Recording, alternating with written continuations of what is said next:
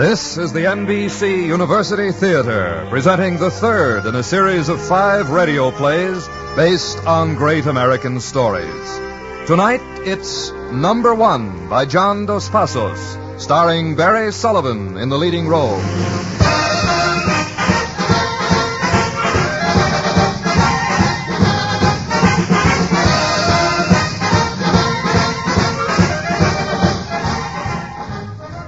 Representative Homer T. Crawford of Texarkana made news today as he threatened to call on his followers in the Every Man a Millionaire movement to march on Washington. While the leaders on Capitol Hill were bitter in their criticism of Representative Crawford, Toby Spotsworth, Crawford's private secretary, claims the Every Man a Millionaire movement is growing from day to day. Mr. Spotsworth says... Room service. Room service. Say, where's that ice I ordered? And the soda? Okay, make it snappy. Toby, man, what's the idea of telling me to meet you in a Washington hotel room, huh? And in this kind of weather.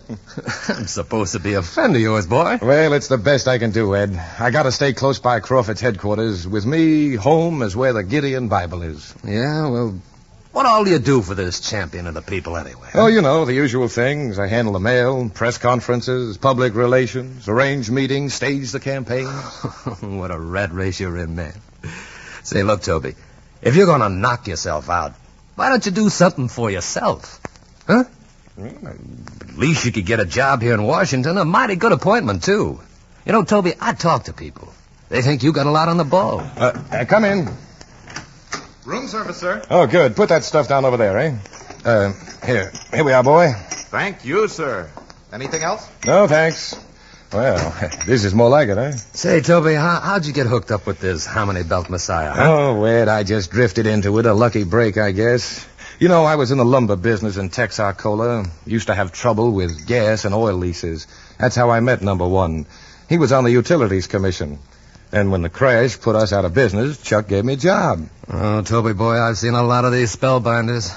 This ham-hock Horatio who's going to save the country for the common man, he's got a crazy streak a yard wide. Okay. And maybe you've got to have a crazy streak to appeal to the American people. Ed, you know, you've been in the East too long. You're cynical. You don't know how the folks back home feel. Now, wait a while, boy. I come from Texarkana, you know.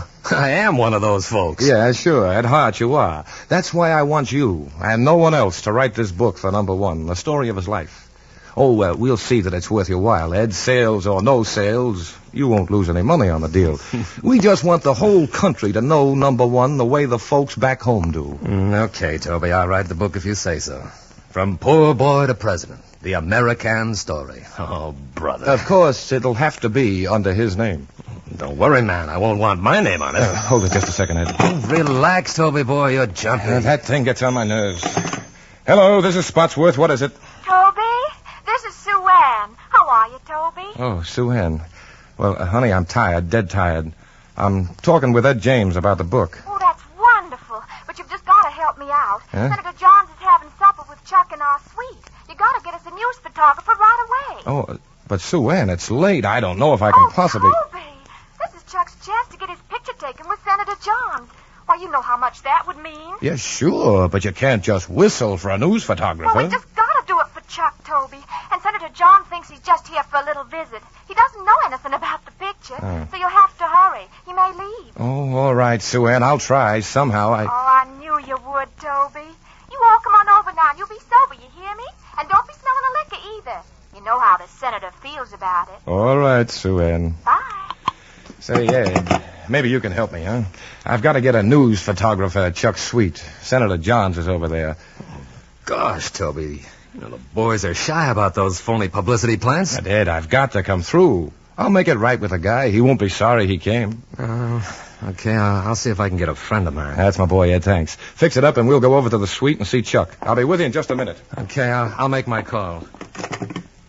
Operator, get me Acme News Service, will you? Oh, and Ed, before we go, well, Sue Ann, that's Chuck's wife. Yeah? She thought that, there's a bottle of mouthwash here in the bathroom. You know, the senator's dead set against drinking. Yeah, well, I'm not going to kiss him, Toby. I'm sorry I didn't bring my sense in.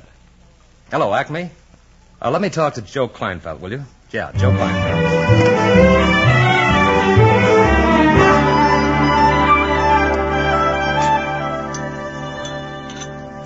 Well, now, the way I see it, Senator, it's like this. Of course, I'm just a little old hillbilly boy, and I ain't had but a smattering of schooling. But I can remember the good book my old mother taught me to read, and it says there that we should spread the good things of the land among all the people of the land. Well, now, I'm not going to go on record against the Bible, but there are more and less radical ways of achieving that end. Well, now, Senator, I just think in terms of the ordinary common man. That's the story of my life, sir. And, Mr. James, you can remember that. I understand you want to write up my life and biography. Well, sir, my life story is in the hands of the American people. The introduction was writ by the folks back home. And if God gives me strength, the best chapters are still to come. I'm sure you'll go far, Mr. Crawford. Now, I think I'd better be going. Oh, don't rush off, Senator. Well, I'm sure if you'll just wait a few minutes. Well, sure. What's the hurry? Waiter, more coffee for everybody here. No, thanks. I really must. Oh, come in. This is the Crawford Suite, right? I'm a photographer from Acme News. A photographer? Now, just a minute. Oh, I declare. I don't know how these newspaper men do it. They just seem to find you everywhere. Let's see. You're Senator Johns, right? Suppose you just sit there at the table with Mr. Crawford. Well, now, son, that's just plain little old Chuck Crawford. Of course, a backwoods boy like me would be mighty honored to have his picture took with a famous public servant. So what do you say, Senator? I would feel kind of mean to disappoint the boy. Well, all right. Let's get it over with. Say, Chuck, you ought to be doing something, to make the picture interesting. Oh, yeah, sure. That's right, Toby. Something natural-like. That's right. Oh, let me see now. Say, suppose I was to look at this big fancy hotel menu here like I was all bewildered. Making a face like I was mad because I can't find no hog jowl and turnip greens on it. Swell, go ahead. But there ain't a place in Washington you can get that good down-home cooking. Okay. Hold it. That's great, Chuck. Just one more now. What? Okay, thanks a lot. Well. See you later, Ed. Right, Joe. Thanks a lot, son. Well, now that I've served my purpose, I'll be going. Good night, everyone. Well, I sure am honored to talk with you, Senator. I've always been a great admirer of yours, Good sir. night, Senator. And thanks a lot. Well, he sure didn't lose no time getting out, did he? Well, maybe we shouldn't have done it, Chuck. He was awful mad. That old stuff sure'll cool off quick enough when he sees his picture in the paper. Do you reckon they'll run the picture? Oh, they'll run it all right. And with all that hog jowl and turnip greens. Well, now, I reckon you think that's all horsing around and demagogue foolery, Mr. James. But there's a lot of poor folks down home don't eat the proper food. And when they hear that old Chuck eats turnip greens and such, they'll try it and start getting their proper vitamins. Well, I never thought of that, Chuck. Maybe there's something in it. You're darn tootin' there is. And now, Sue, honey, you better run along to bed now. Toby and me is going to show old Ed here to town while we talk about this here book. All right, Chuck. Don't you let Toby drink too much. And don't you boys do anything I wouldn't do. Well, now, the first thing you got to know, Ed, is that I begun to make my own way when I was 10. Mm-hmm. Why, I can remember when I was just a little shaver, toting them bundles of newspapers that was too big for me down State Line Avenue down home, trying to help out my poor, weary mother with the wherewithal to buy a few groceries.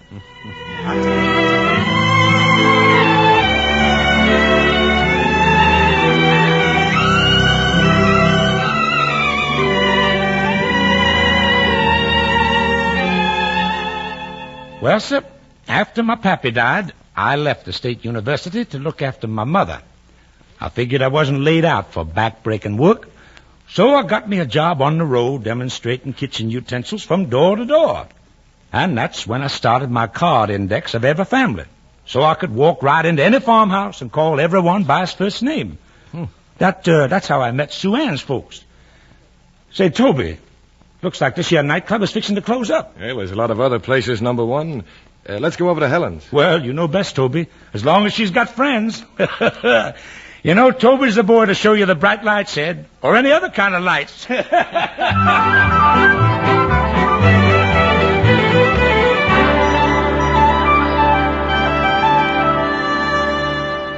Well, sir, Sue Ann helped me study law in my spare time, and I set up an office. And then I run for county road commissioner, and Sue Ann and me drove around with the kids to see the folks I've been friendly with. And them folks elected me, Ed, and ain't let me out of public service since. Yes, sir, they had me on the State Utilities Commission and elected me to Congress. Oh, I had lots of favors offered me, Ed. But you can ask anyone, son. My record's as clean as a hound's tooth. And, say, where's Toby gone off to? Gosh, I don't know, number one. I've just been listening here. Hey, honey. Honey, where's that fellow we come in here with? I guess he got drunk and went to sleep, Mr. Crawford. That's Toby for you. But I ain't sleepy yet, baby. Well, you want another drink, Mr. Crawford? There ain't no Mr. Crawford here, girlie. Just plain little old Chuck. And I reckon we're through talking, so let's forget the drink. Huh? Why, Mr. Crawford. I mean, little old Chuck.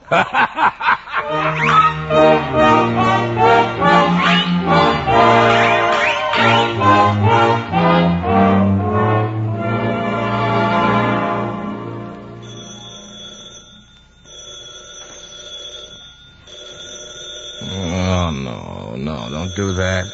Stop it. Oh, well. Hello. Hello, what is it? Toby, this is Sue Ann. Sue Ann. Yeah, Sue Ann, what is it? Toby, it's late. Why aren't you at the office? We need you here. The office? Oh, I don't feel very well, Sue Ann. I'm sorry. Oh, Toby, we need you. Something's happened. Senator Stote died this morning. Yeah? What's the governor going to do? He's appointing Mrs. Stote to fill the term. Emma Stote in the Senate? What's the idea? Then Chuck's going to run for the office for United States Senator. For senator? All right, Sue Ann, I'll be there. Bye, Toby. Oh, my head. Oh, well, I guess I better have a little bracer before I go.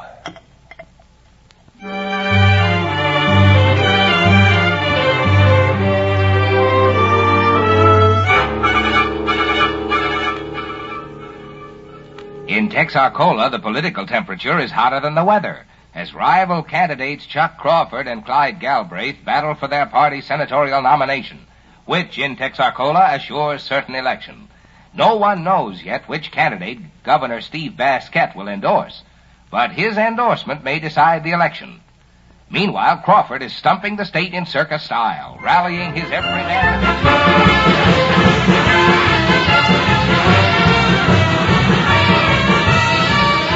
All right, everyone. Here's today's schedule. 8 o'clock, Pleasant Valley. 10 o'clock, Carnival at Arrowhead Springs. Noon, barbecue at Poplar Fork. 3:30, Livestock Exchange at Harmony. 5 o'clock, speech in front of the packing plant at Eberhart. And tonight, Horton City. Where's Jackie Hastings? Here, Toby.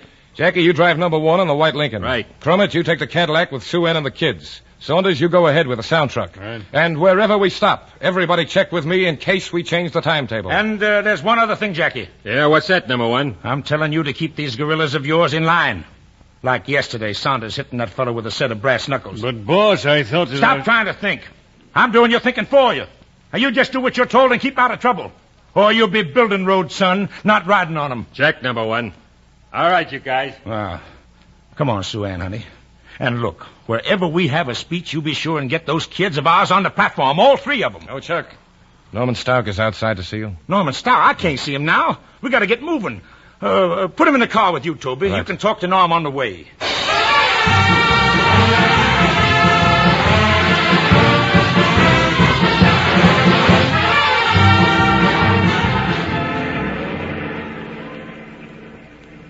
I've been watching your boy, Toby. He's a comer. Thought I'd check up firsthand today. I was sure glad to have you, Norm. This is the day we put the election in the bag. They're betting 2-1 on Galbraith in Horton City. Yeah? And how are you betting? Well, you know that note we were talking about? $5,000 for campaign expenses? You can put it in the bank today, Toby. Well, that's swell, Norm. Thanks. We can sure use the money. But before I make the big plunge, what about the governor? What's Steve Basquette going to do? And he's supposed to be at the meeting at Horton City tonight. That's what we hear from the Capitol. I'm a gambler, Toby. That's my business. I'll take that tip, and those odds will be even before the day's over. Do you need any more money? Maybe for radio time? I thought you might come through, Norm, but I didn't like to ask you. Look, when I think all the real folding money I blowed on racehorses, well, what's the harm in asking me to buy a little piece of a politician? Oh, now, Norm, keep it straight. There are no strings, remember. Don't need any strings. Manage to cash my chips in if I bet me winner. Yeah, that's your lookout, Norm. Well, we're pulling into town. I've got to get busy.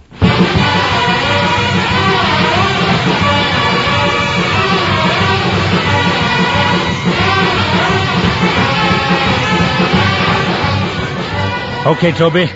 Did you check them index cards? Yeah. The big, heavy-set fellow is Frank Goudet, dairy farmer, strong party man. Local committee man is Waldensberger, a barber. Waldensberger. He would have a name like that. Yeah. A fellow named Fredericks, seersucker suit and big cigar, see him? Local leader of Every Man a Millionaire. Okay. Look, check on Sue Ann and the kids. Make sure the crowd can see them. Boy, what a jerk, what a town this is. These rubes can't even build a decent platform.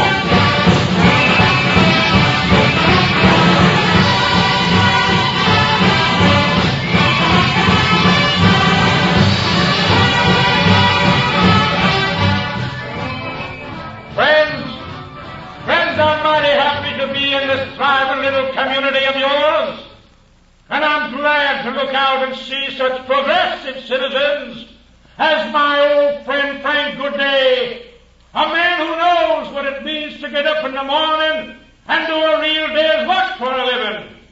And there's Mr. Waldensberger, who's taken time off from his busy barber shop to do his duty as a good citizen.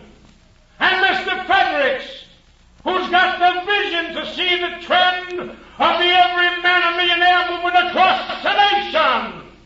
Oh, it's folks like these and towns like yours that are the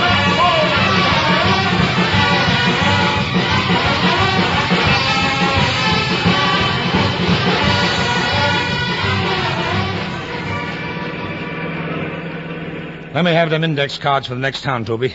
And look, you check with Jackie Hastings. I don't want no heckling here. Okay, Chuck. You just tell him to have his boys circulate. Give him some money for some local punks if he needs them. But there don't need to be no trouble. Just some good hard looks and a little jostling. That'll keep their mouth shut. That's Jackie's department, but I'll check with him. All right. You check up on the loudspeaker. And tell Sue Ann to keep them brats still before I have to hush them. And you better check with the state capitol. Find out what the governor's fixing to do. Sure, Chuck, sure. You sure there's nothing else? Oh, now, don't get edgy, Toby. We all got to do our part, son. Oh, say, look at that crowd up ahead. Half of them crackers think they came to see the carnival. But when I get through with them, son, every last one of them will think he came to hear little old Chuck Crawford.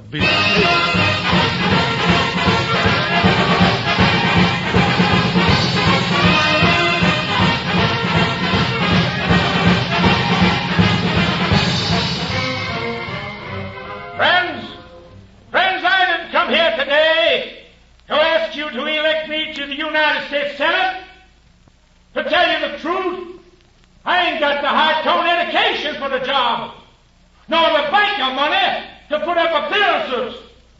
But I want to ask you to do a favor for your old friend Fatty Galbraith.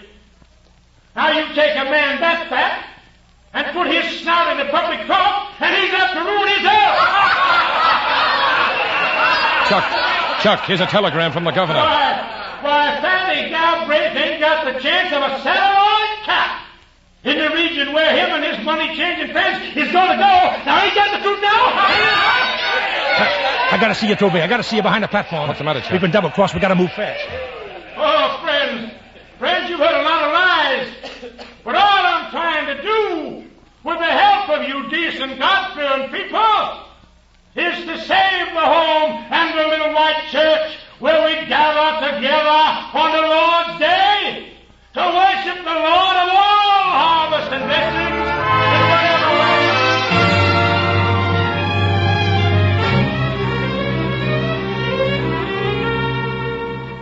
Oh, Toby, look, everything's shot to pieces, and it's all up to you. Chuck, what's the matter? Why, that telegram you brought. You should have looked at it. It says Governor Basket is too busy to come to the meeting at Horton City tonight. What's gone wrong, son? Well, after all, as the governor, he may have work to do. Work nothing. He's fixing to endorse Galbraith after all. Oh, the big, fat, dirty, double-crossing toad. And if I don't get Steve Basquet's endorsement, I might just as well pack up and go home right now. But Galbraith is rat poison to Steve Basket, Chuck. Rat poison can be sweetened up so anybody'll eat it, son. Oh, look, Toby, look, I ain't never asked you before. But what'll Jerry Evans do for you? Well, Jerry and I have been friends for a long time. Yeah, but what'll he do for you? Look, Jerry means a lot to the governor. And Steve wouldn't be where he is if it wasn't for Jerry. Jerry's a businessman, Chuck. You know that. Jerry doesn't like to do something for nothing. Well, you can't make an omelet without cracking a few eggs. I don't like it, Chuck. Oh, look, I know he don't trust me, but he trusts you, Toby. You're his friend, Toby. Call him up. He can still see Governor Basquette. All right, Chuck. I'll try.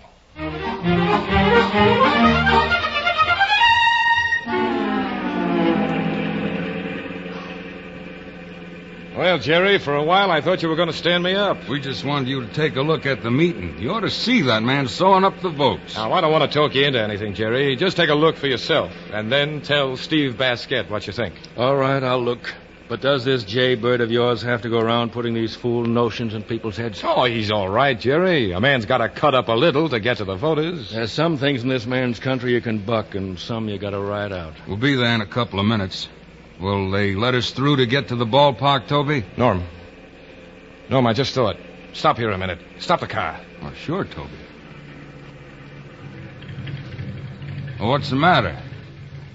Hey, what's wrong with you? I don't feel so good. Look, maybe we can just stay here, huh? We can hear the speech on the car radio, not get messed up in that crowd. Say, what is this, Toby? I thought you all loved the common people. Jerry, have a heart. It's just that, well, I don't think I can stand another crowd. I'm sorry, kid. You're really sick. I tell you what, we'll drive past the meeting after a bit, Jerry, and you can see the size of the crowd. I'll turn on the radio for the speech. I'm all right, Jerry. Just upset for a minute, a little worried, a little tired. I'm trying to destroy what our forefathers built up. And I say to you, friends, yes, and I say to those enemies, it's a lie. Oh, here, wait, let me take this coat off. Let me get this necktie loose. I declare I can't stand these store clothes, and those lies make me hot under the collar. Everything we have here in this country is founded on the home. And right here and now, I'm going to answer the lies of my opponents. If any one of them folks ever seen or heard me do or say some you can feel it yourself, Jerry. You know he's going to be elected. Well, I wish they'd speak No one up. ever said I couldn't recognize a fact. Folks, What do you think I came over for today? That's fine, but what about the governor? Couldn't he really be committed to Galbraith? Steve? No, he's just sitting on the fence, waiting to see which way to jump. Well, what do you say, Jerry? Are we going to see him? All right, turn that thing off. Let's drive back to the airport. We'll fly over and see Steve.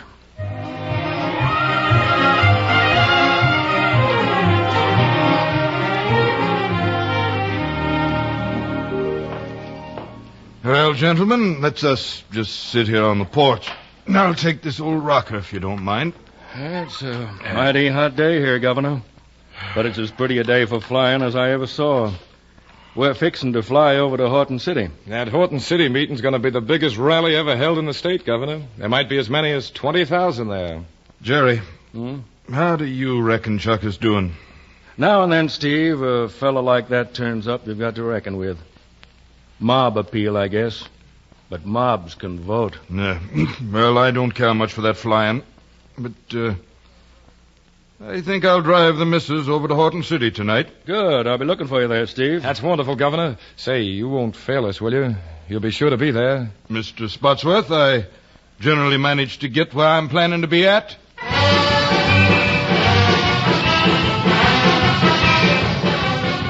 Say, Jerry, let's just stand here in the doorway, huh? It's too hot in the hall the way I feel. What's the matter? Aren't you sure yet it's all sewed up tight? Oh, it's sewed up all right, Jerry. Jerry, you're watching a man become a senator tonight. You're seeing him take a step toward the White House. Yeah? Shall I call you Postmaster General Spotsworth? Or are you going to hold out for Secretary of State?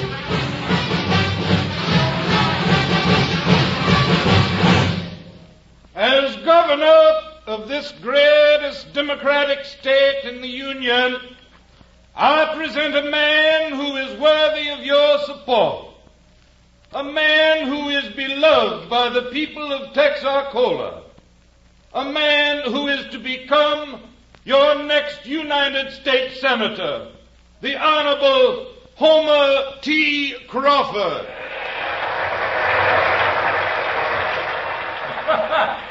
Well, thank you, Governor, thank you. But this here ain't really the Honorable Homer T. Crawford.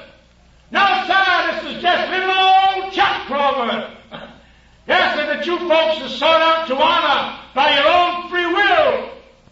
And I just want to say that ever since I was a little shaver, toting them bundles of newspapers too heavy for me down State Line Avenue down home, trying to help out my poor weary mother with the wherewithal to buy a few groceries. Come on, Jerry, hurry up. It's all over but the shouting. Let's go to the hotel. Okay, we'll celebrate the triumph of the common man. Cut it out, Jerry. At least wait till I get a drink. Well, don't get sore, Toby. Okay, but shut up. Shut up till I get a drink. His chance to make good in the good old American way.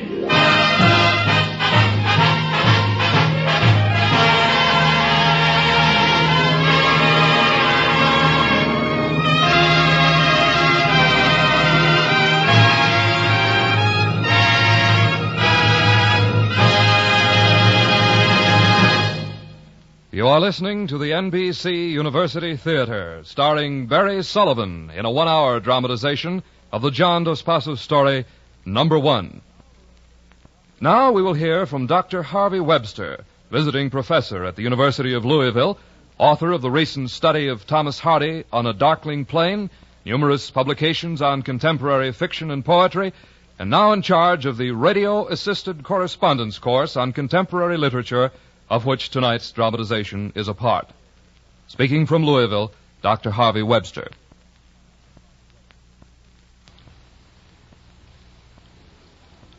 It is a fine thing that the University Theater of the Air is presenting John Dos Passos' Number One, for this dramatization may call the attention of more readers to one of the best and least appreciated of contemporary American novelists.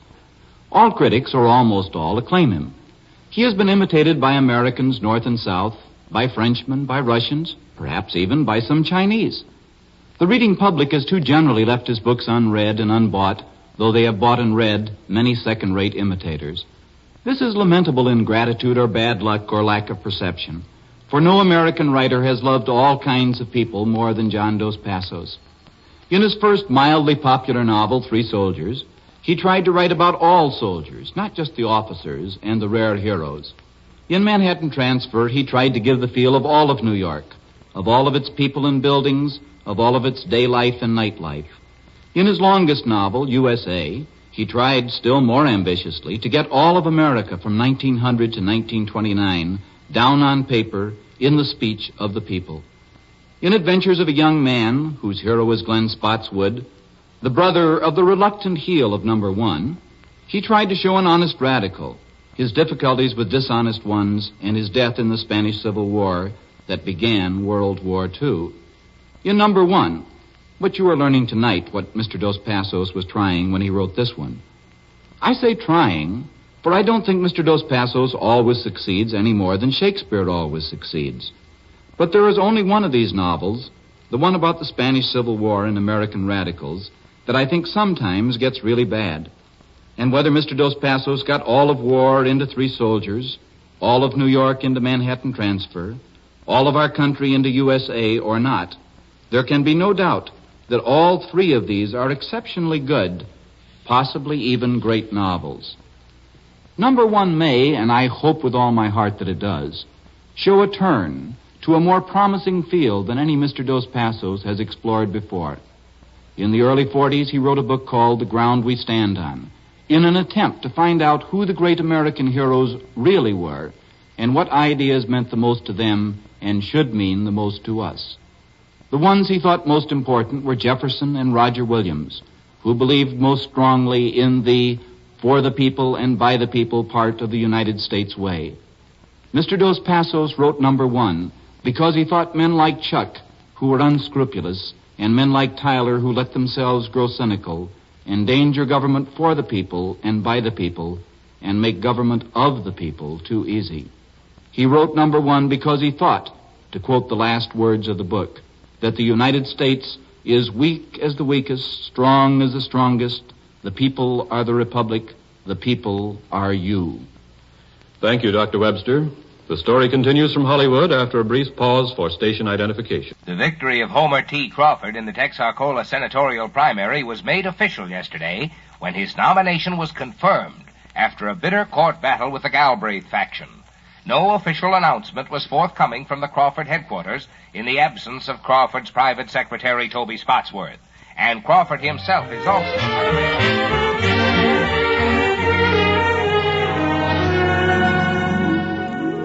Here, Toby. Here, drink some more coffee. Go ahead, try. Careful, Toby, you're spilling it. Here, let me hold it. I'm sorry. Thanks, Sue Ann. All right. Toby, where's Chuck? Chuck? I don't know. Oh, someone said something about celebrating at the Coronado Club. You know, Norm Stouck's Roadhouse. Oh, but he hasn't been home. Oh? Well, Norm has an apartment there upstairs over the nightclub. He might have stayed there. Toby, I want you to go out there. Get a hold of Chuck. I've got to see him. Yeah, sure. But what's wrong, Sue Ann? Anything with the election? No, it's certified all right, but it cost a lot more money than we reckoned. We got to make a big loan somewhere fast. Well, Chuck's probably working on some kind of a deal. There's some deals you can't afford to make, Toby. Oh, I get worried sometimes. Awful worried. So many things can go wrong. All right, I'll find him, Sue Ann. And please, don't you worry. I wish that I could... Well, things will come out all right. They'll be all right.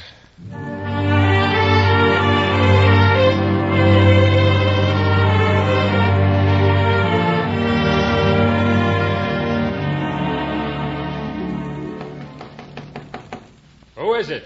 It's me, Toby. Toby Spotsworth. Come on in, Toby. Hey, look who's here. The forgotten man. Hi, Toby. We've been looking all over for you. Hiya, Norm. Where's number one? Just down the hall. Go get him, Jackie. Okay, but I don't think he's going to like being disturbed. Toby, you know Judge Banning here, don't you? Of course. Toby and I are old friends. Yeah, that's right, Judge. What brings you here? Business, my boy.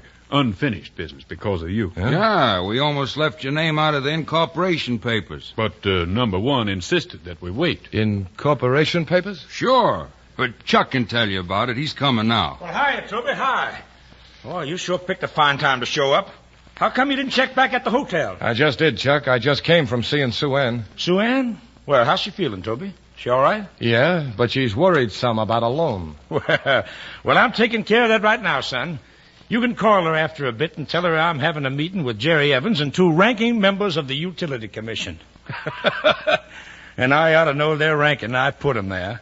Tell her I'll be late on account of a business deal. Look, Chuck, Sue Ann's not a press conference. Well, tell her anything you want. Now, first we better get this thing cleared up, Judge. Jerry Evans will be here any minute now. Well, very well. I'll review these papers for Toby. No, don't review them papers. When you start with all them legal terms, it makes it sound fishy. Just bring them up to date. Well, it's like this, Toby. Yeah? The State Utilities Commission, of which I'm chairman, has decided to lease the oil rights of certain sections of the state parks to private companies. Yeah. In return for a cash advance and royalties. Uh-huh. Now, Chuck here suggested that we form a stock company to buy those leases. Oh. It's called the Struck Oil Company, with Norman Stouck as president and you, Toby Spotsworth, as vice president. Me? The whole thing's drawn up and signed except for your signature. Right here, the papers. So go ahead, Toby. Let's have your little old John Henry. You see, I wanted to put you in as an officer instead of me, son, just to keep things on the up and up, you know. Here, sit down, son. Now, just sign your name on the lines marked with X's. Oh, all right. Let me see this one. Yeah. There That's we fine, are. son. Now, the leases have all been made out to be transferred to Jerry Evans. So, just add your name to this assignment. Say, maybe I'm not thinking very fast, but where does Jerry Evans come in? Well, it's simple, Toby. Our friends on the Utilities Commission turn over the leases to your Struck Oil Company. Uh-huh. Your company turns them over to Jerry Evans. He'll dig the oil wells, and the people of the state will get their rightful royalties. You see? Nobody loses a thing. Yes, sir. It's as clean as a hound's tooth, Toby. Of course, when your company transfers the leases to Jerry Evans, you'll make a profit, and that's natural enough. Mm-hmm. With that profit, you're going to buy shares in the Everyman a Millionaire Corporation that we're forming. However, I won't have a thing to do with the corporation. That's all up to you boys. Naturally, however, the corporation will finance my political activities, thus enabling me to continue to serve the welfare of the people of the state. It's me, Jackie. Open up. Okay, Jackie, come in. Here's Mr. Evans, boss. I brought him right up like you said. Is everything all set? Well, sure, Jerry, just like we said. And say, you got here just in time, too. I was just a-fixing to turn them leases over to the Amalgamated Oil Company. No, Mr. Evans, here are the leases properly signed by the necessary 2 members of the Utilities Commission.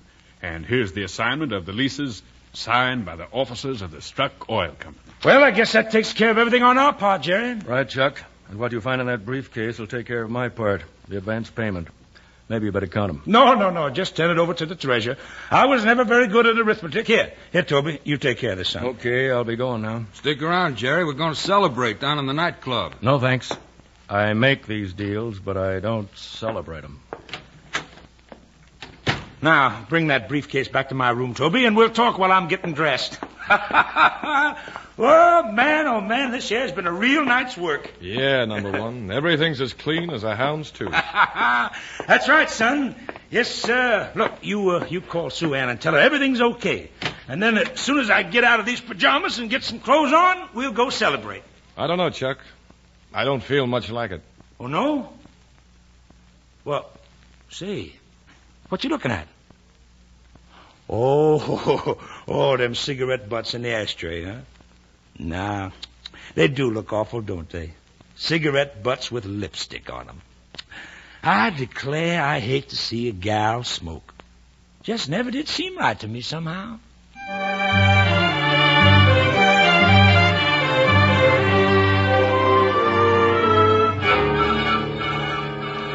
According to gossip, the Honorable Homer T. Crawford is nursing a black eye and wounded pride today as a result of a midnight scuffle at the Swank Coronado Club. The senator is unavailable for comment, and his secretary, Toby Spotsworth, laughs the whole matter off as a fabrication of Crawford's political...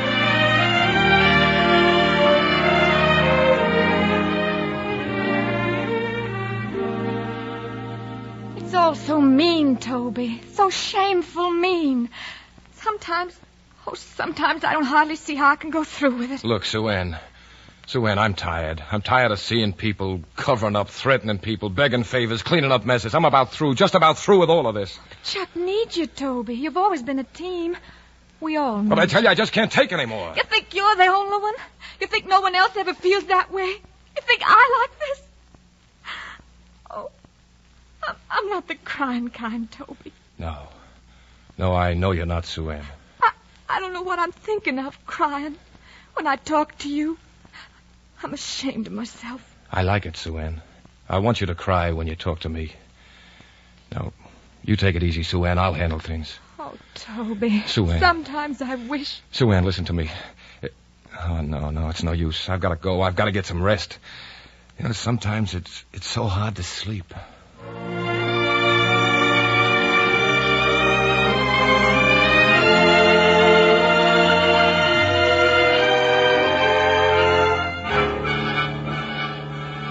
The most bitter battle here at the National Convention is between the rival Crawford and Galbraith factions of Texarkana.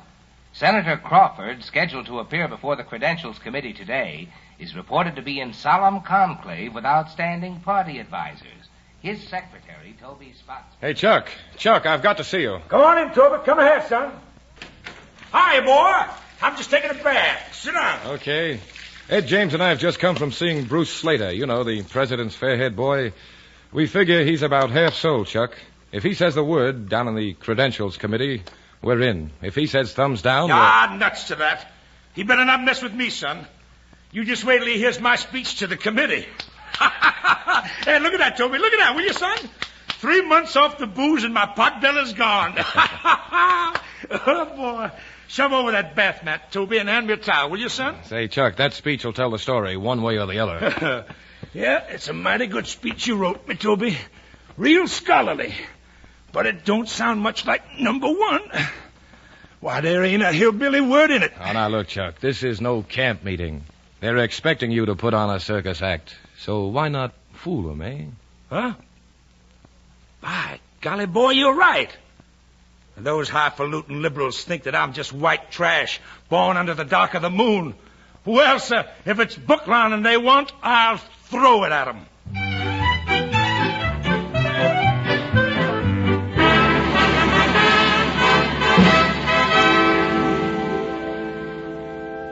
Friends and members of this committee, the question we have to decide today is which of these delegations really represent our party's voters of the state.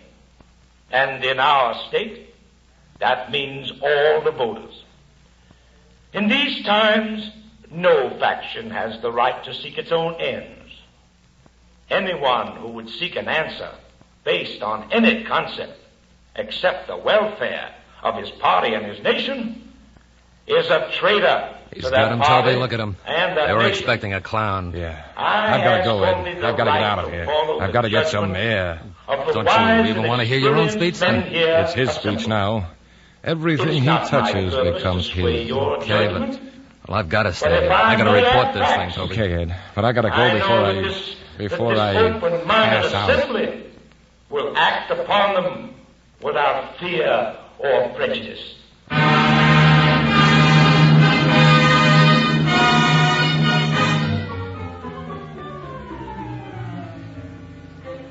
Toby, what are you doing here at the office? Is the meeting over? The meeting? What meeting? The Credentials Committee meeting. Oh, that. No. I left the meeting. I've been walking around. I've been thinking. Sue Ann, I'm going away. Do you think we'll win, Toby? No, we won't win, Sue Ann. He may win, but you won't. I won't.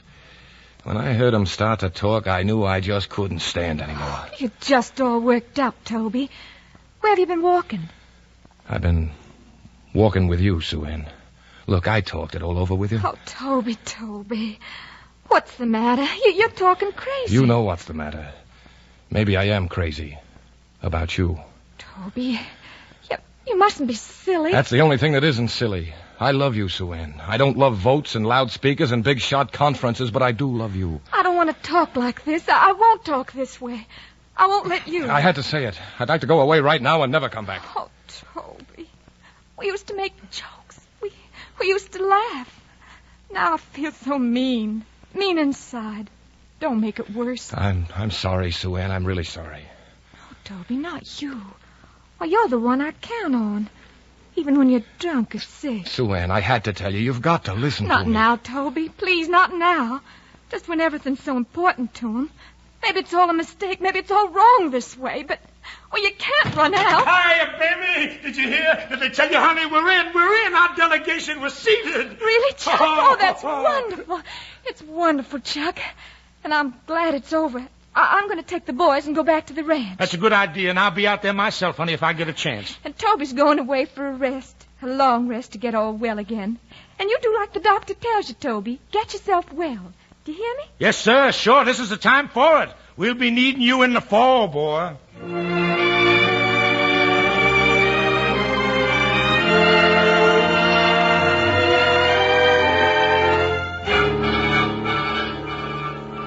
There were new developments today in Washington in connection with the Texarkana State Park oil scandals. Homer T. Crawford, elected Texarkana senator 6 months ago, claims the whole thing is a political frame-up. Meanwhile, Assistant District Attorney Mackenzie Turner announced that Crawford's private secretary, Toby Spotsworth, is flying to Washington to appear before the federal grand jury. Hey, Toby!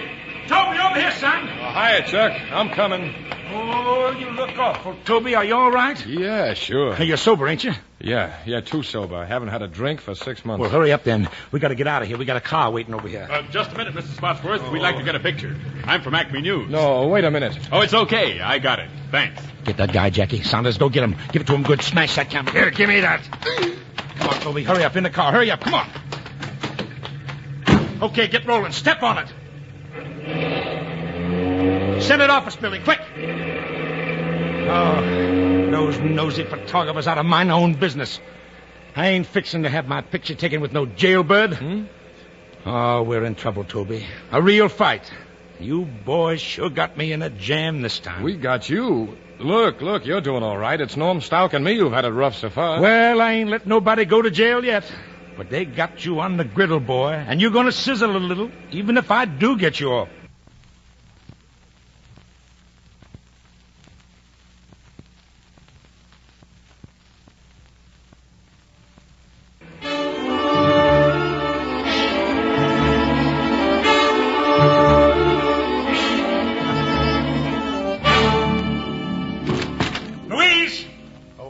That secretary. Louise!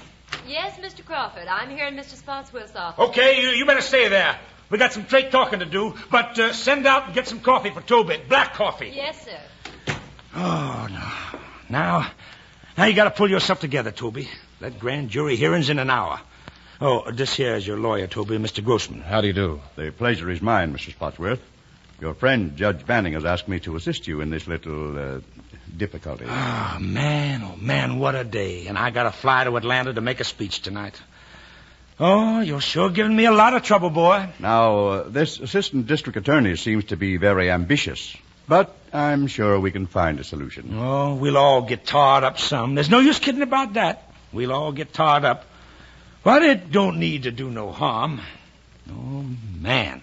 You sure look like a wreck, Toby, and I thought you were off the booze. I have been, Chuck, but this thing has got me down. Now, Toby, you've always been a drinking man. It's a shame, but it ain't no use trying to cover it up.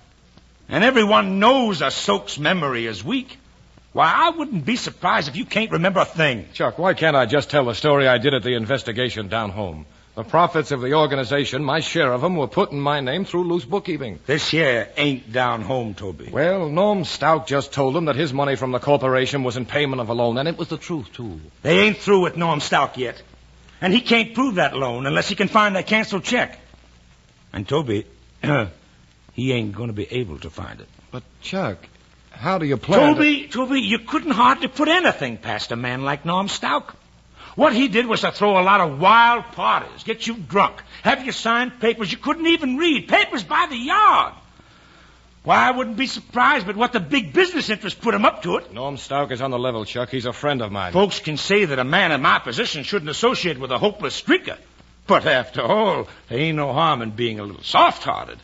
No, sir, I ain't never let a old friend down yet. But look, Chuck, Oh, what's the use? Well, now, look, I got to get back to the hotel. I got to get ready to go to Atlanta for that speech tonight. Chuck, when are you leaving town? Oh, now, don't you worry, Toby. Don't you worry. I'll see you before I go. We're with you all the way on this, son. Good luck, boy. Good luck. Mr. Spotsworth, there's a long-distance call for you in your office. Oh, thanks. I'll take it in there. I'll be back in a minute, Mr. Grossman. Hello. Hello, this is Toby Spotsworth. Hello, Toby. This is Sue Ann. Sue Ann. Oh, Sue Ann, where are you? The ranch, Toby. Are you all right? Sue Ann, let me get another connection. I can hardly hear you. Not that, Toby. My voice is kind of weak. You see, I'm in bed. Kind of a breakdown, I guess. Doctor tells me I have to rest. But what's wrong, Sue Ann? Chuck didn't say anything to me. He doesn't know, Toby. I didn't want to worry him. Things upset him so when he has to make a big speech. And it's a big speech tonight, Toby. Means a lot to him. Yes, I know, but Sue Ann, you'll be all right, won't you? You rest. You do like the doctor says. You hear me? Oh, Toby. How's everything there? Are you going to be all right? Oh, I don't know, Sue Ann. I don't know how it's going to be here. Oh, but nothing can happen now, Toby. It mustn't. Not when Chuck's gone so far. He says it'll blow over. I'm sure it will, Toby. Yeah, I guess it will. Maybe it's all over now. Sue Ann. I guess I better stop now. Goodbye. Sue Ann.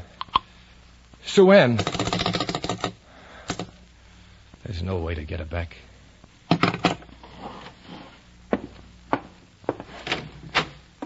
Well, Mr. Grossman, I guess it's time to go. Yes, I think we'd better proceed to the hearing. Now, I cannot be with you before the grand jury, but you may demand my advice on legal matters. Uh-huh. And if any question is, too complex for you to answer, you may refuse on your constitutional rights. I see. You're not required to answer anything that may incriminate or degrade you.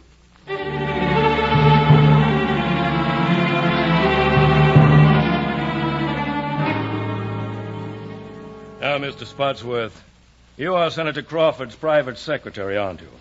And so you are thoroughly aware of all his affairs. Well, no, sir. I wouldn't say that. Are you a member of the board of directors of the Every Man a Millionaire Corporation? No, sir. Have you ever been in the past? Well, I may have been a sort of dummy director at first. You see, it was all sort of informal. I'm afraid I'm not much of a businessman. The Treasury Department has been interested in your informality, hasn't it? Yes. You see, our bookkeeping wasn't of the best. Roughly, what has been your complete personal income for the last 5 years? Oh, I'm afraid Well, I'd have to refresh my memory. How did you keep your accounts when you handled sums of money for Homer T. Crawford? Money? Well, I handled plenty of campaign funds. There you account to the various committees. On January 31st, 1935, did you, as treasurer of the Everyman a Millionaire Corporation, cash a check for $18,506 drawn on the funds of the corporation? Well, I'd have to refresh my memory. When you took that sum from the bank, what did you do with it? I'd have to refresh my memory. Did you hand it to Mr. Crawford? Not that I remember. Answer yes or no. I'm afraid I'll have to stand on my constitutional rights. Did you take the money yourself? No, sir. If such a sum was drawn, it was used for other purposes. What other purpose? Well, political purposes. It would probably be accounted for among campaign funds. It's not accounted for under campaign funds. What do you know about the State Park oil leases?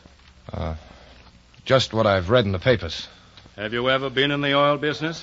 Well, sir, in our part of the country, everyone's more or less in the oil business. Do you know anything about transactions involving the State Park oil leases? Well, as I say, the papers... Answer yes or no. I'm afraid I'll have to stand on my constitutional rights. And you claim under oath to the grand jury that you are not an officer in the Everyman a Millionaire Corporation? I do. I am not an officer. That's all? Examination adjourned. Please be here at 2 o'clock with what records you can find. Yes, sir. Thank you.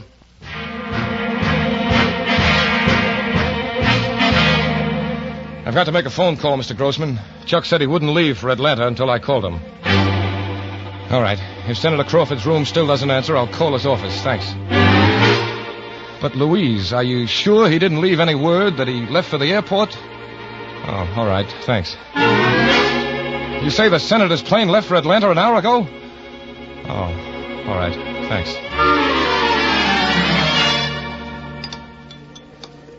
Mr. Spotsworth, don't you think we should get your records first and then have lunch? No, you go right ahead, Mr. Grossman. Did you come to any decision as to how things went this morning? Oh, yes, I've come to a great decision. Oh, waiter, bring us 4 martinis. We're in a hurry. But, Mr. Spotsworth, I'm not a drinking man. Okay, no offense. I'll drink yours, too. But if you'll pardon me, don't you think we ought to try to keep our heads clear for this afternoon? Look, I don't know much about law, but I do know how to get stinking drunk. And right now, I'm going to do something I'm good at.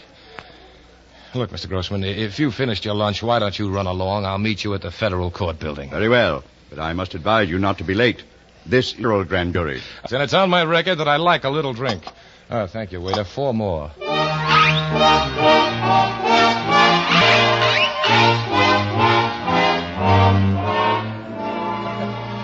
Well, here I am, Mr. Grossman, right on the dot. Did they want me in the grand jury room now? Mr. Spotsworth, you won't have to appear. They voted a true bill. Oh, I won't have to appear? I'm afraid I have bad news for you. The grand jury has indicted you for perjury.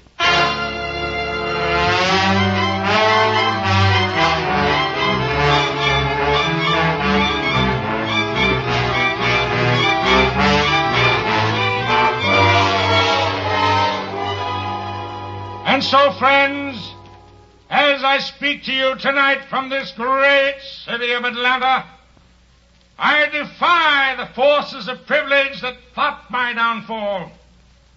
Among my friends and associates, there may be those who have made mistakes through no fault of mine, perhaps through no fault of theirs, perhaps through human weakness and frailty. But I have looked in my heart, and ever since I was a little shaver, toting those bundles of newspapers too heavy for me down State Line Avenue down home, trying to help my poor weary mother with the wherewithal to buy a few groceries, there is not one thing in my career that will not bear the scrutiny of investigation. But I defy my enemies, and I sound a clarion call to my friends. Toby, are you all right? What? Who is it? It's Ed, Toby, Ed James. What's the matter with you? I get a passkey to get here in your room. Oh, Ed, sit down, Ed. Have a drink. Didn't you answer me, Toby? I've been calling you. Oh, I'm sorry, Ed. I had to take the phone off the hook. I didn't want to be disturbed. I said You see, friend number foe. one is making a speech. It's one of the most important speeches of his career. Hey, you be quiet, Ed. Nothing must go wrong with number one's speech. That big double-crossing foolhardy. He has been betrayed by false friends, Ed. Betrayed by false friends he took to his bosom. Turn that thing off. Here, I'll do it for you. Toby, I've been trying to get a hold of you all day. There's a warrant out for your arrest, man. I've arranged for you to accept it in the morning. A lot of people have arranged for me to accept it. Now, look, Toby, we gotta talk. I saw Mackenzie Turner today, the assistant DA. Now, he's got nothing against you, but he means business. He just wants you to produce the records. I haven't got any records, Ed. I can't remember a thing. Now, listen, Toby. You can be in the clear. He just thinks it's time to stop Chuck, and so do I, son. Now, it's your duty to go down to that grand jury and tell all you know. Now, if you do that, Mac Turner will crush the indictment. Yeah. I'd look pretty, wouldn't I, sobbing out my story on the district attorney's shoulder. And it wouldn't stop Chuck. You know it wouldn't. Now, Toby, boy, let's go over to my place and sober up a bit, huh? Then we'll go down and talk to Mac Turner. What is a duty? To take a rap or save your own shivering skin? Oh, Toby, all I want is for you to get sobered up and talk to Mac. Now, come on, boy, let's go. No, Ed. Come on now, I'll help you. No, let me alone. Now, be reasonable, Toby. You'll go to jail, son. You'll go to prison. Now, come on. Now, get your hands off me. You're coming, Toby, if I have to break your arm. No, you don't. Toby. All right. Get up. Now get out. Get out. Get out!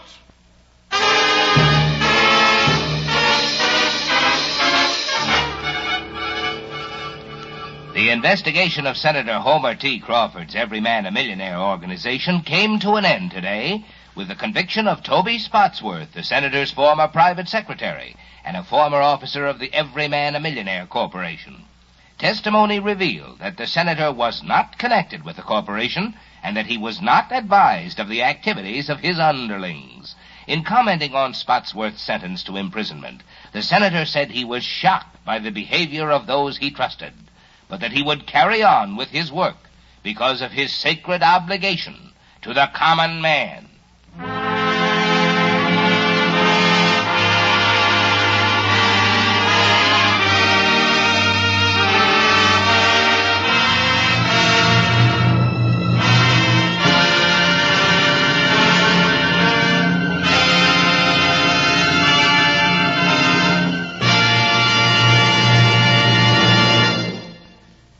The curtain falls on the third of 5 programs in which the NBC University Theater will bring you radio plays based on great American stories. Tonight, John Dos Passos' Number One, as adapted for radio by John C. Wilson, has starred Barry Sullivan as Toby, with Wally Mayer as Chuck. Barry Sullivan can soon be seen in the Paramount production, The Great Gatsby.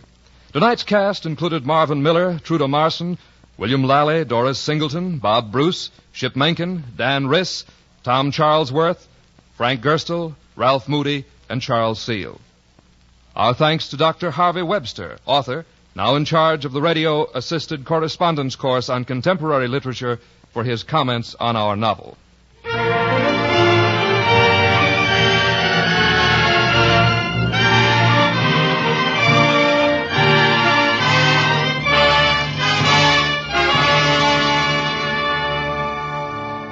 The orchestra was conducted by Henry Russell, who composed the original music for our play. The production was directed by Andrew C. Love. We invite you to listen next week to the NBC University Theater when we present a play based on the story Noon Wine by Catherine Ann Porter, starring Beulah Bondi. Productions of the NBC University Theater are currently being used in conjunction with a course in American fiction under a college by radio plan at the University of Louisville.